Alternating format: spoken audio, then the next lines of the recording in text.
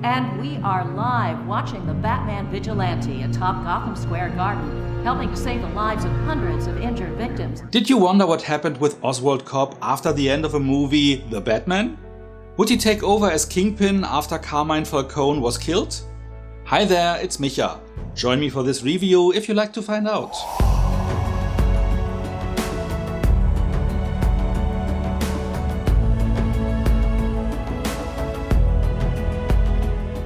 At the end of The Batman, we see Oswald Cobb, aka the Penguin, standing in Falcone's penthouse, so we assumed he would take over the syndicate after Carmine was shot by the Riddler. However, his son Alberto not only took over his father's official businesses, but also intends to run the crime family. While Oz tries to recover some important items in the loft, he is cornered by Alberto, which, after Junior disrespected Cobb, ends with the death of another Falcone. What a little bitch.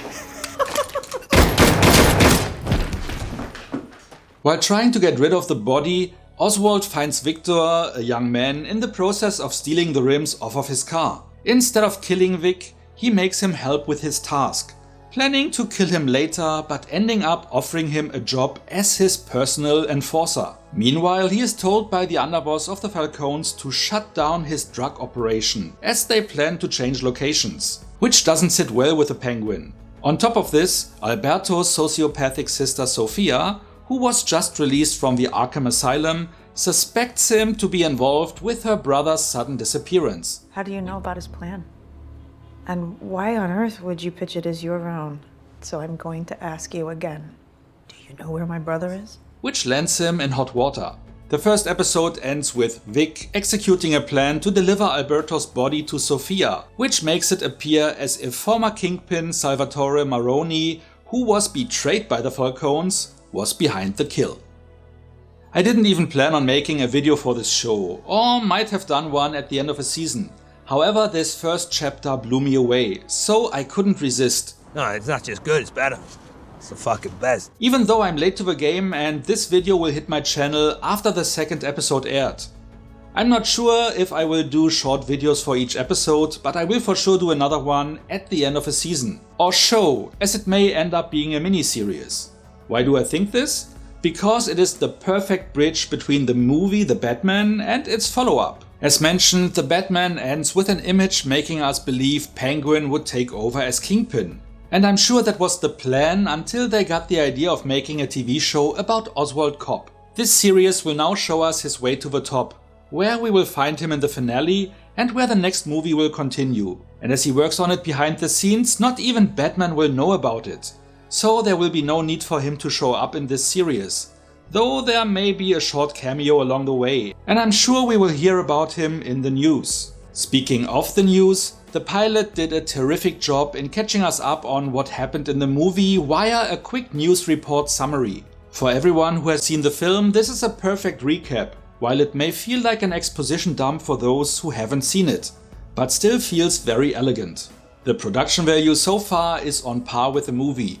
What I think is interesting though is the fact that the movie, being about the hero, was mostly filmed in dark images, while the show about the villain is mostly taking place in broad daylight. And also, calling Cobb a villain almost feels wrong for several reasons, which is why I really like the approach the show takes. He killed Alberto after he was ridiculed for his aspiration of being a crime lord everyone respects, which he wants to achieve by acting kind to his fellow citizens. As kind as a gangster can be. If someone in your family was sick, you find you a doctor, short on rent, front you the cash. By protecting his neighborhood, by being a leader. And he legitimately means that. It's a nice sunrise behind you. You should take a look. Please don't do this, no. After almost killing Vic, which he tried to do in the kindest way possible, if there is such a thing, he changed his mind because of it. As the kid reminds him of himself, not being born into wealth, looking for a shot. Guys like us, we gotta stick together. So he is willing to offer Vic that chance, promising him a place by his side. I'm gonna run this goddamn city. And I want you in on it. Really? Yeah, you ain't it. With this moral code, he stands out between all the other criminals in this show, making him the most relatable, and that way likable. Regarding his limp, they cranked it up a notch from the movie, which is fine by me as it stronger highlights his challenges.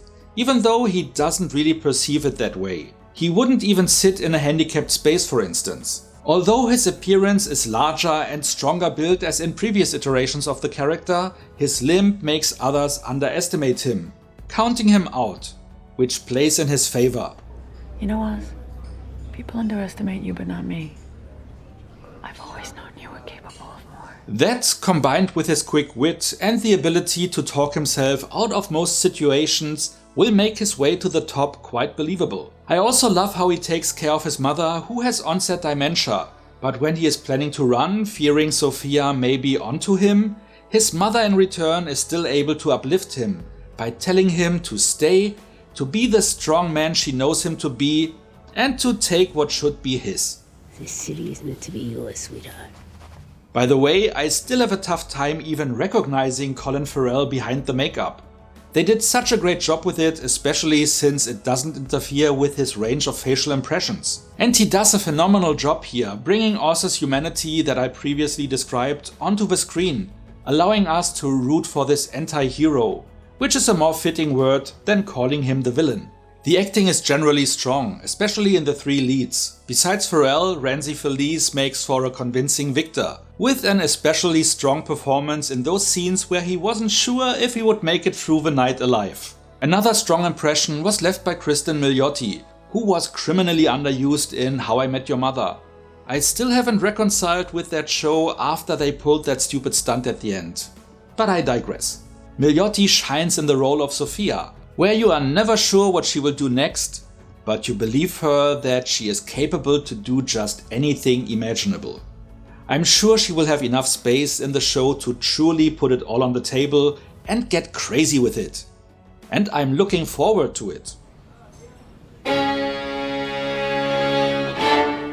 After the movie The Batman, I knew that I had to expect a story that will not rush things, that will take its time to be told. But even without this knowledge, this pilot would have captured my imagination due to the engaging story, strong characters and superb acting. And with Clancy Brown, who so far only had a small role as Salvatore Maroni, but likely will have more screen time along the way, another great actor is just waiting to add to this pool. I'm truly psyched for this show and curious how it will progress. And with that being said, let's get to the rating. I will keep it short here, as you can guess from my raving review that I loved the pilot and I'm hungry for more. You know that I'm stingy with truly high scores and I might even be too stingy right now. But if this episode doesn't at least deserve a 9 out of 10 points, I don't know what would. Let's see how the show progresses, and if looking back, I might regret not even have scored it higher. In any case, 9 out of 10 is as great a starting point for a show as you could imagine. So it should be fine. What about you? Have you seen the pilot and agree? What do you think of the acting in this show, and do you recognize Colin Farrell underneath it all? Whatever you like to share, let me know in the comments. And if you enjoyed this video, feel free to like, share or subscribe. So much for now, see you next time and thanks for watching. But also intends to run the crime family. Speaking of the news, the production value so far is on par. A young man in the process of stealing the rims off of Oswald's car.